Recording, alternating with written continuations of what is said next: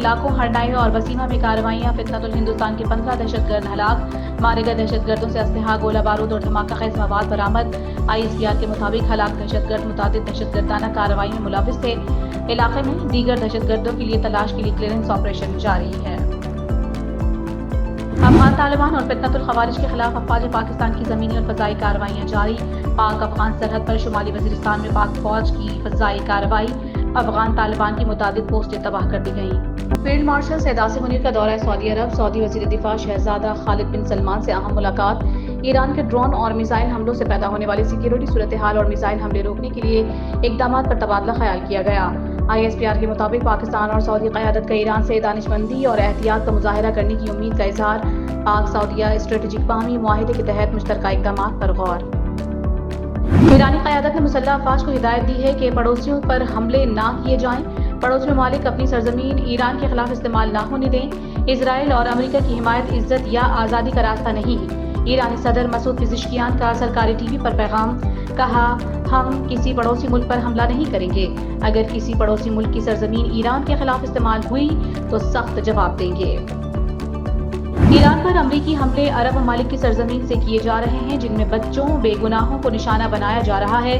عرب ممالک ان حملوں میں فریق نہ بنے۔ ایرانی وزیر خارجہ عباس عراقچی کا عرب ممالک کو پیغام، کہا عرب ممالک سے کوئی دشمنی نہیں، عرب ممالک سے صدیوں سے دوستانہ تعلقات رہے ہیں۔ پیٹرول اور ڈیزل کی قیمت میں اضافے پر عوام حکومت کے خلاف پھٹ پڑے، مہنگائی سے پریشان کہتے ہیں کہ جنگ دوسرے ممالک میں جاری ہے اور پیٹرول بم پاکستان میں گرایا جا رہا ہے۔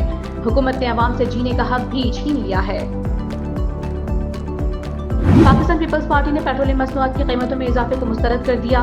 مرکزی ترجمان Pakistan Peoples Party Parliamentarians Shazia Marri کا پیٹرولیم مصنوعات کی قیمتوں میں اضافے پر شدید تشویش کا اظہار، کہا پیٹرول اور ڈیزل کی قیمتوں میں فی لیٹر 55 روپے اضافہ عوام پر بڑا معاشی بوجھ ہے۔